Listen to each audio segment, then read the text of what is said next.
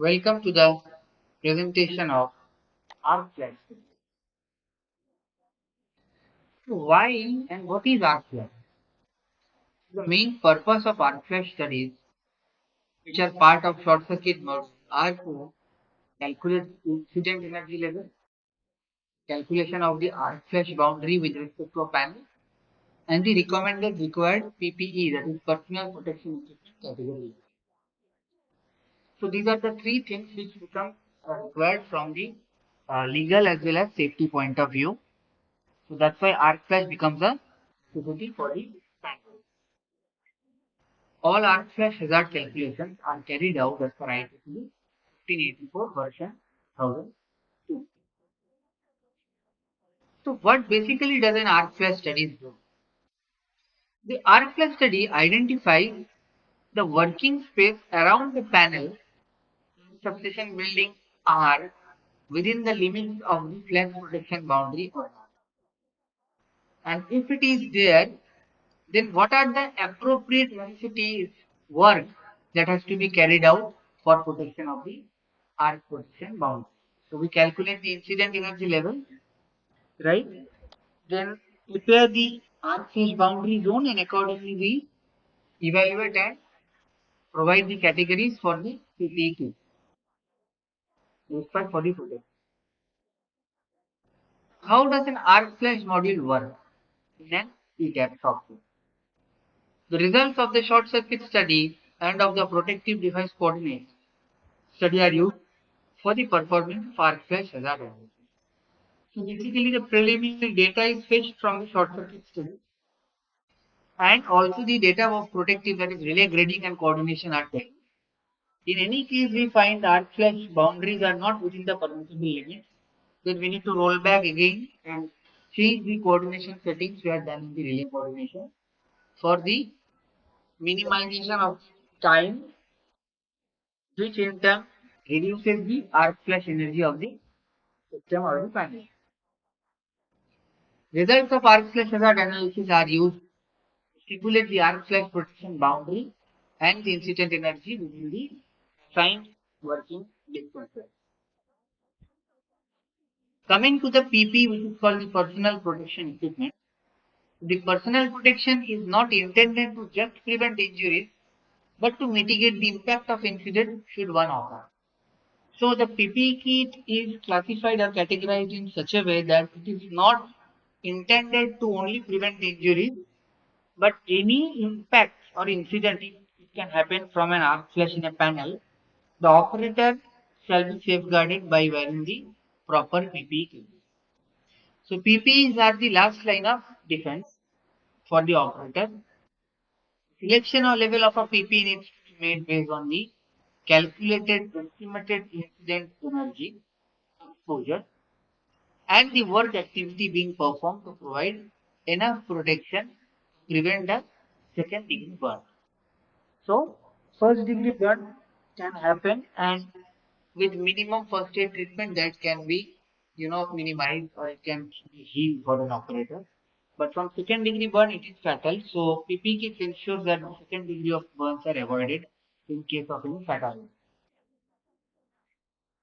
Selection of the PPs. The selection of PPs has to be carried out based on the hazard risk categories defined in NFPA 70. So hazard classifications are rated from rating 0 to rating 4, where 0 indicates the minimal risk and 4 indicates the maximum risk. So let us see, we can see this table here below, wherein the category with respect to the incident energy measured in calorie per centimeter square are defined as per the NFPA 70 guidelines. Category 0 refers to 1.2 calorie per centimeter square. Category 1 is having a incident energy of 4 calorie per centimeter square.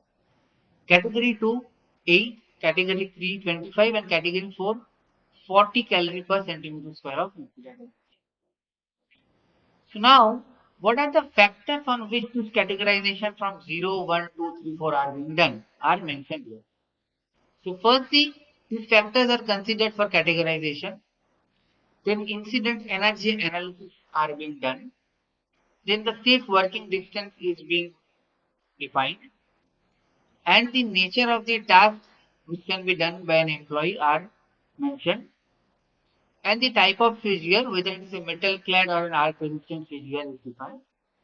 The categorization of risk hazard reduces significantly when circuit breaker operation are carried out panel door closed. So we know that if the panel door is closed and circuit breaker operations are done internally without opening the main door, then definitely the risk of the arc flash drastically reduces.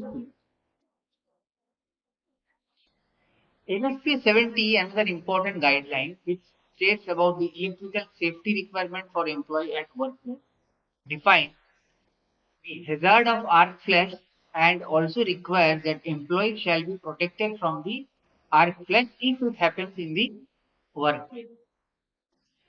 This standard covers the need for flash protection boundary or arc protection boundary and also the use of the personal protective equipment based on the incident energy calculation of that is the 0 to 4 as a single arc flash. PP kit includes special suits, gloves, etc. If an employee works within the established flash protection boundary or if any person is required to perform their duty or task within the arc protection boundary, standard requires that a flash hazard analysis to be carried out to determine the level of protection required. NFPA 70 clearly specifies any operator required to work in a live panel within the arc protection boundary, then arc flash hazard analysis is mandatory. What are the softwares on which arc flash studies can be executed? So power system analysis softwares are available as part of the standard IEEE 1584/2002, the IEEE guide for performing the arc flash hazard calculation. All the iterations and equations are defined in IEEE 1584 required for the calculation of arc flash studies. And other software developers, the software can be used to perform the calculation at different buses on the system. However, practical data must be used to get the meaningful results. So what is done that after setting up the FLD, configuration of the main FLD and the operating mode, the adapting working distances using values from relevant standards are taken, and the power system software determines firstly the RMS symmetrical voltage fault current due to short circuit, the maximum and the minimum at each location or bus of concern. This includes the cable impedance and do not add any additional margin. Then the arc fault current is calculated after the voltage fault. For system voltages less than 1000 volt, the calculated arc fault current will be less than the voltage fault due to the arc which is shown. So short circuit is the worst maximum fault current. Arc flash or arc fault current will be less than the voltage short circuit current because it will have an arc impedance. For medium voltage system, calculate the current using the equations of IEEE or other relevant guidelines. Then the arc fault clearing times are chosen based on the relay coordination. This can be obtained from the time current curve prepared in the protection device study or relay coordination study. Then the incident energy for all buses using a software program called the arc flash calculator for the guidelines of IEEE 1594 are calculated. After that, the flash protection boundaries for all equipment are mentioned as per the guidelines. So thank you.